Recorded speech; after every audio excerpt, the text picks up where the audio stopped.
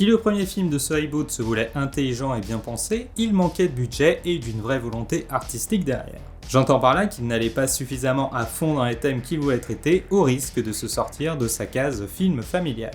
Suite au succès du 1, ils doublent les budgets et assument enfin leur statut de blockbuster intelligent qui prend des risques.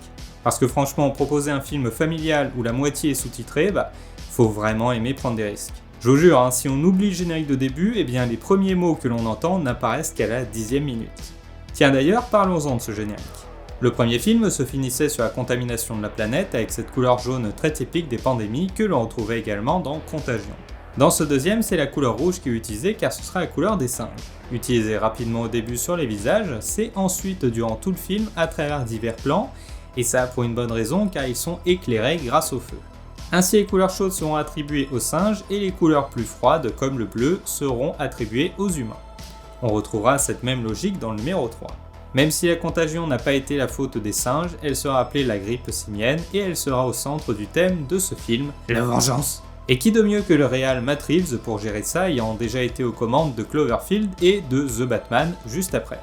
Comment vous dire à quel point j'adore ce film. Niveau technique, c'est de la folie et ils le savent, en commençant le film sur ce plan des yeux de César qui dézoome pour dévoiler son visage et son corps en CGI qui sont vraiment incroyables. En termes de technique, ce Blu-ray doit absolument être dans toutes les collections. À aucun moment je n'arrive à savoir ce qui est vrai ou non, en particulier pour Maurice, mon perso préféré encore une fois, et la compression YouTube ne rend pas justice à la beauté des images de ce film et du Blu-ray qui se met à la hauteur des films Avatar, et ça sans exagérer. On passe ainsi d'un ratio d'image 2,35 à 1,85 pour en mettre plein les yeux et pour pouvoir être présenté en IMAX dans les salles. J'en profite pour vous dire que c'est typiquement le genre de film où si tu le vois sur Disney+, c'est du gâchis total, tellement que la compression ne lui rend pas justice. Le premier plan commence dans une forêt sombre sous la pluie et le dernier plan clôturera la boucle avec de nouveau le visage de César mais face au soleil. Ils étaient cachés jusque-là et leur présence est dévoilée, eux qui se tiennent maintenant sur les ruines de l'ancien monde. Comme je vous le disais dans la première partie, les singes se sont réfugiés dans les arbres pour se cacher du plus puissant prédateur de l'époque, les humains. Aujourd'hui, ils sont suffisamment nombreux et puissants pour affronter ceux qu'il reste des humains et pour devenir l'espèce dominante. Et puisqu'on parle de dominance, parlons de César, qui sera toujours présenté avec des plans en contre-plongée que je vous mets les uns à la suite des autres. Et il représente vraiment la force à toute épreuve et l'on verra l'évolution de cette dominance entre lui et Koba car ce dernier s'élèvera petit à petit pour le contrer. Plusieurs fois il le ramènera à son statut de subalterne jusqu'à ce qu'il le fasse tomber de son trône. Tombé et à la limite de la mort, il mettra du temps à remonter l'échelle sociale pour ensuite affronter son ennemi et le ramener à son statut de sous-chef. Concernant les humains, ils sont maintenant une minorité faible qui sera souvent filmée avec des plans larges pour accentuer sa petitesse face à la nature qui l'entoure. Les singes sont totalement adaptés à l'environnement naturel, tandis que les humains sont restés dépendants à l'électricité, et cette faiblesse se ressent à travers le cadre. Mais après, il y en a toujours pour dire que le cinéma hollywoodien, c'est pour ceux qui n'ont pas de culture et qui veulent pas réfléchir. J'en profite pour vous donner une info inutile, c'est que les humains conduisent un Land Rover Defender que j'ai justement eu l'occasion de conduire plusieurs fois, et c'est le truc le plus marrant que j'ai conduit de ma vie. J'avais appelé le Camionosaure, et il me semble qu'il était de la même année que dans le film, la version de 98, il me semble, un truc comme ça. Et il a pas l'air comme ça, mais il est vraiment énorme. En vrai, c'est vraiment un gros truc.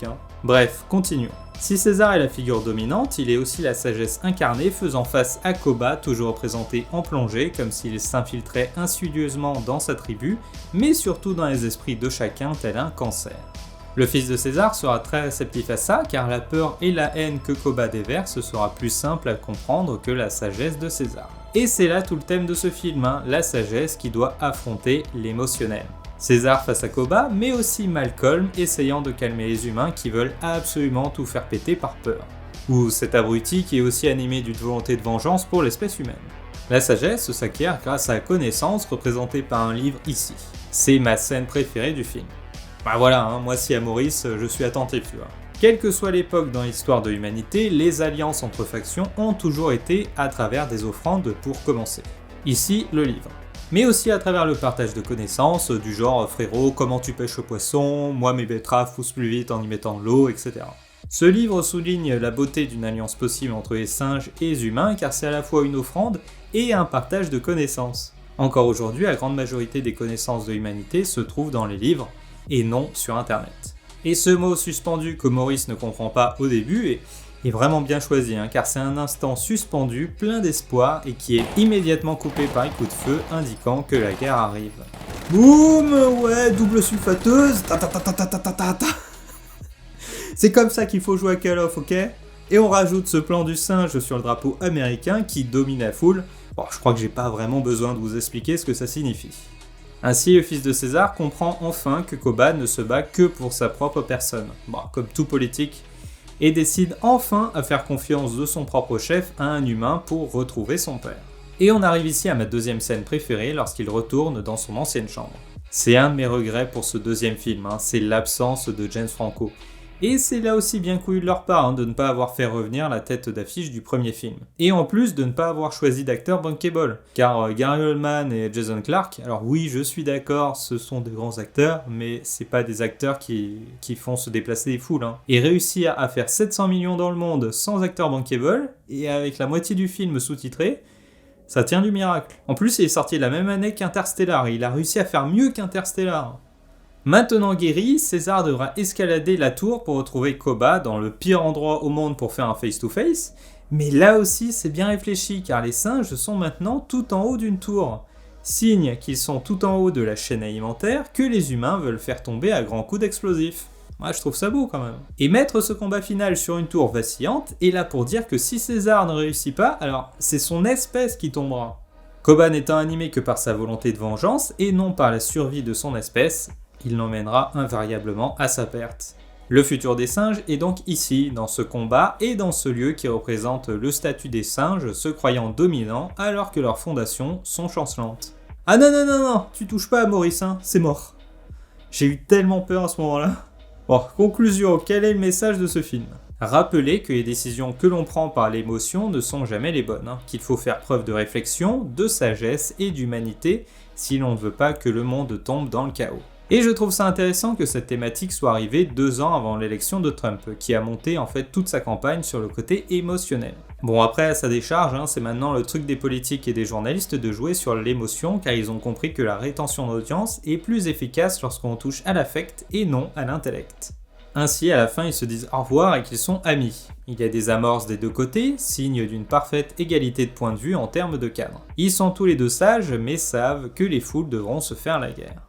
Égalité et sagesse que l'on retrouve sur l'affiche car ils sont égaux en haut de l'affiche et dominent la volonté de vengeance et de guerre se trouvant en dessous. On peut y remarquer ce point en flamme qui est absent du film et qui pour moi représente la tentative d'alliance entre les deux espèces mais qui malheureusement prendra feu. Pour César, il apprendra dans ce film que les mauvais côtés comme la vengeance, la haine et la cruauté ne venaient pas uniquement des humains. Ils avaient une langue et un lieu de vie différents. César croyait que les singes étaient supérieurs aux hommes et malheureusement, il s'était grandement trompé. Et on finit par ce dernier plan sur les yeux de César faisant écho au premier plan. Les singes ne sont plus cachés et César a vu la vérité. Les bons et les mauvais côtés des humains se sont transmis aux singes et il devra faire avec. Cette aube qui se lève fait donc référence au titre du film en anglais, vraiment traduit n'importe comment en français, et c'est ainsi que se termine le deuxième Planet of the Apes. J'adore le dire de cette manière, ça sonne tellement nul. Et encore une fois, je trouve trop court comme film. J'aurais aimé 3 heures, je pense que ça aurait pu le faire. Si vous n'avez pas vu la première partie, vous la trouverez ici, et moi je vous dis à la prochaine.